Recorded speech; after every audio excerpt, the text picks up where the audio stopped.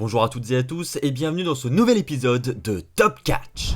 Au travers de cet épisode, nous sommes au lendemain de Stomping Grounds, nous allons donc revenir sur les 6 choses à retenir sur le pay-per-view. Ricochet, nouveau champion des États-Unis. C'est pour moi en tout cas ce que je retiens le plus de ce pay-per-view de Stomping Grounds, c'est le sacre de notre ami Ricochet qui a donc battu Samoa Joe à Stomping Grounds dans un match qui était vraiment sympathique à regarder en plus je trouve.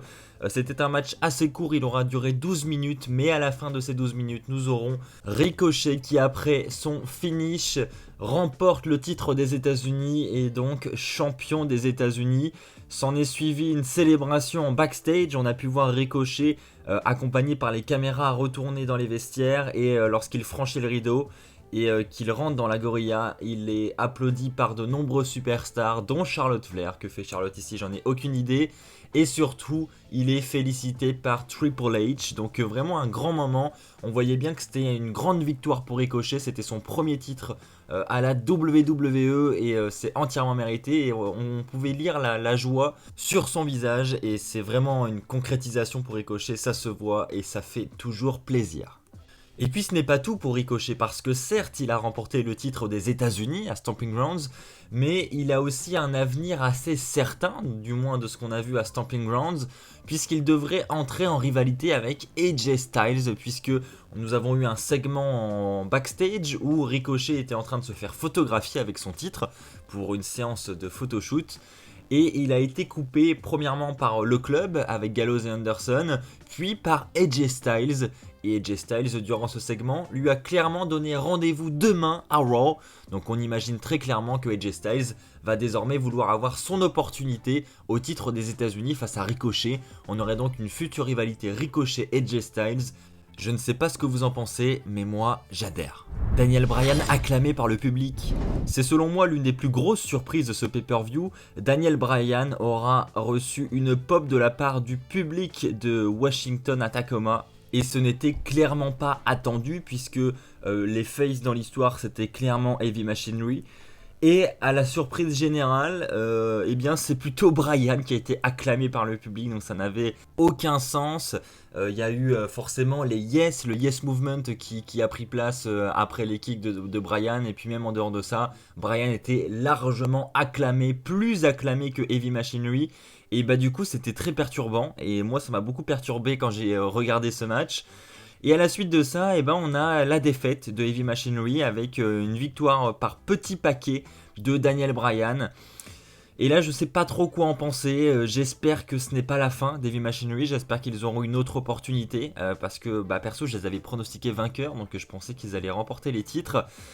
Et là, j'ai un peu peur pour eux. Je me dis, j'espère que c'est pas terminé. Et qu'ils vont pas, en plus, perdre sur un petit paquet. C'est assez humiliant. Donc j'espère qu'ils vont se reprendre et qu'ils vont avoir une nouvelle opportunité. Même s'ils perdent cette nouvelle opportunité, au moins pouvoir se rattraper et avoir un autre match face aux champions. Parce que là, clairement, c'était pas folichon, malgré que le match était clairement pas mauvais. Donc il ne faut clairement pas hésiter à remettre Heavy Machinery sur le devant de la scène et tout faire pour qu'il soit acclamé par le public. Alors je ne sais pas si ça venait du public de Washington ou si ça va être un peu partout pareil maintenant, mais je pense que ça venait plutôt du public local et que à Tacoma on avait envie d'acclamer Daniel Bryan, mais c'était vraiment perturbant pour le coup. Une drôle de controverse pour le titre féminin de SmackDown. Qu'est-ce qu'il s'est passé ? Alors là, c'est très très louche cette histoire. Nous avions donc Bayley qui affrontait Alexa Bliss pour le titre féminin de SmackDown, et Bayley a conservé son titre, mais de quelle manière ? Eh bien, c'est tout simplement suite à une intervention de Nikki Cross, enfin en tout cas une distraction de Nikki Cross. Alexa Bliss s'apprêtait elle à faire son finisher sur Bayley quand Nikki Cross, qui était aux abords du ring à l'extérieur, va grimper sur le ring et discuter avec l'arbitre, ce qui va distraire Alexa Bliss.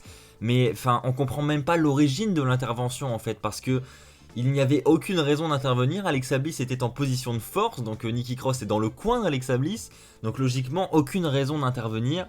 Et donc elle monte sur le ring, ça distrait Alexa Bliss. Du coup Alexa Bliss dit à Nikki, mais qu'est-ce que tu fais, qu'est-ce qui t'arrive ? Ça n'empêche pas Alexa Bliss de réaliser son finish, mais Bayley aura eu le temps de récupérer puisque Alexa Bliss aura perdu du temps et contrera le finish en mettant ses genoux, ce qui coûtera le match ensuite à Alexa Bliss. et on verra, on pourrait se dire, bah, Nikki Cross du coup elle a dû retourner sa veste, elle est désormais du côté de Bayley, elle abandonne Alexa Bliss, elle veut faire perdre Alexa Bliss, mais non, puisqu'après le match, on a Nikki Cross qui va consoler Alexa Bliss, essayer de la soutenir, et là on se dit, mais what the fuck, qu'est-ce qui s'est passé? Et je comprends toujours pas. Alors je pense qu'il y a forcément un scénario qui va se mettre en place et je pense que s'il y a eu ce scénario, c'est qu'ils ont des idées en tête et c'est qu'ils vont amener ça petit à petit dans les semaines à venir. Donc je suis assez curieux de voir et puis en plus c'est clairement pas quelque chose que nous n'attendions pas, hein. Alexa Bliss qui va entrer en rivalité avec Nikki Cross, on a de nombreuses news qui nous affirment ça depuis plusieurs jours, plusieurs semaines maintenant. Donc ça va forcément se terminer comme ça, mais c'est un peu tôt et je le voyais vraiment pas si tôt. Donc, et peut-être même que c'est pas du tout cette direction-là qu'on va prendre, hein. Mais en tout cas, une chose est sûre, c'est que cette affaire est très très louche et c'était assez perturbant aussi cette fin de match. Un match interminable entre Roman Reigns et Drew McIntyre. Je ne sais pas si vous avez eu le même ressenti que moi, mais j'ai trouvé le match entre Roman Reigns et Drew McIntyre vraiment interminable. Alors on a eu en plus le genre de segment que nous avons eu depuis des semaines à Raw et SmackDown, ça fallait s'en douter puisque Shane McMahon était aux abords du ring, donc ça ne l'aura pas empêché d'intervenir durant ce match. Mais en plus de cela, en soi, le match n'était pas ultra long, il a duré 17 minutes 20, ce qui pour un match en pay-per-view, pour un des matchs principaux, est une durée à peu près habituelle, quoi, c'est très correct. Mais j'ai trouvé le rythme très très lent et j'ai trouvé que ça devenait vite interminable. Peut-être aussi qu'il y a une lassitude qui s'est mise en place depuis plusieurs semaines dans cette rivalité et que c'est suite à cela que j'ai eu du mal à apprécier le combat et que j'ai eu du mal à adhérer. Mais en tout cas, n'hésitez pas d'ailleurs à me donner votre avis dans les commentaires en ce qui concerne ce combat parce que ça m'intéresse beaucoup. Est-ce que vous aussi vous l'avez trouvé long? Est-ce que vous l'avez apprécié? Voilà, ça va être intéressant de voir la tendance qui se dégage parce que là clairement c'est l'un des matchs que j'ai le moins apprécié de ce pay-per-view et c'est vrai que je suis loin d'avoir aimé cette rivalité aussi. Je sais, j'en ai longuement parlé donc je vais m'arrêter là pour ce combat et on va vite passer à la suite. Dolph Ziggler perd sa dernière opportunité. Là, selon moi, c'est clairement l'opposé du match précédent. Nous avons eu un match qui a duré 20 minutes pile, en tout cas d'après Wikipédia. Et Kofi Kingston a battu Dolph Ziggler en s'échappant de la cage dans un match que j'ai trouvé excellent. Franchement, il y avait du rythme, on s'ennuyait pas, et puis surtout du suspense. Enfin, moi qui est un grand fan de Dolph Ziggler, j'avoue, j'étais pas bien pendant toute la durée du match. J'ai presque cru, hein, en étant tout à fait honnête, je n'y croyais absolument pas avant le pay-per-view, je ne croyais pas en la victoire de Dolph Ziggler. Mais quand on est dans ce genre de combat, surtout un steel cage match où on peut s'échapper, etc., forcément, il y a des moments dans le match où on y croit. On se dit, ah, il est pas loin, il est pas loin. Et en fait, ça le fait pas. Et justement, c'est surtout ça que j'ai aimé dans ce match. C'est vraiment le suspense qui était ultra présent. Par contre, quelque chose qui n'était absolument pas présent dans ce match, c'est le public. Mais alors, zéro ambiance dans un match qui est selon moi l'un des meilleurs de la soirée. Waouh, c'était hallucinant de voir qu'il n'y avait zéro ambiance pour ce combat, alors qu'il y avait du suspense. Enfin, je veux dire, Dolph Ziggler réalise son finish, son zigzag sur Kofi Kingston. N'importe qui pourrait dire que c'est terminé, mais le public dormait à ce moment-là, au moment du tomber. Personne ne réagit, quoi. C'est impressionnant. Donc là-dessus, le public était clairement décevant. Et puis ce que l'on doit retenir surtout de ce combat, c'est la défaite de Dolph Ziggler. Donc Dolph Ziggler a perdu sa deuxième opportunité face à Kofi Kingston. Et clairement, il n'en aura pas d'autre, du moins pas pour le moment. Et donc c'est ainsi que s'achève la chance au titre mondial de Dolph Ziggler. Et donc on peut de plus en plus se poser la question, est-ce que Dolph Ziggler remettra un jour les mains sur le titre? On peut fortement douter. Lacey Evans, arbitre spécial. Alors s'il y a bien quelqu'un que nous n'attendions pas en tant qu'arbitre spécial, c'est bien elle. Alors je n'ai absolument rien contre Lacey Evans, au contraire, elle l'a to you. Mais il faut reconnaître quand même que ce match était ultra prévisible, quoi. Quand on voit Lacey Evans débarquer en tant qu'arbitre spécial, alors déjà bon c'était inattendu, donc ça c'est le point positif on va dire, c'est qu'au moins on a eu une surprise. Enfin moi perso en tout cas je m'attendais pas à ça. Après en y repensant on se dit bah oui ça paraît logique.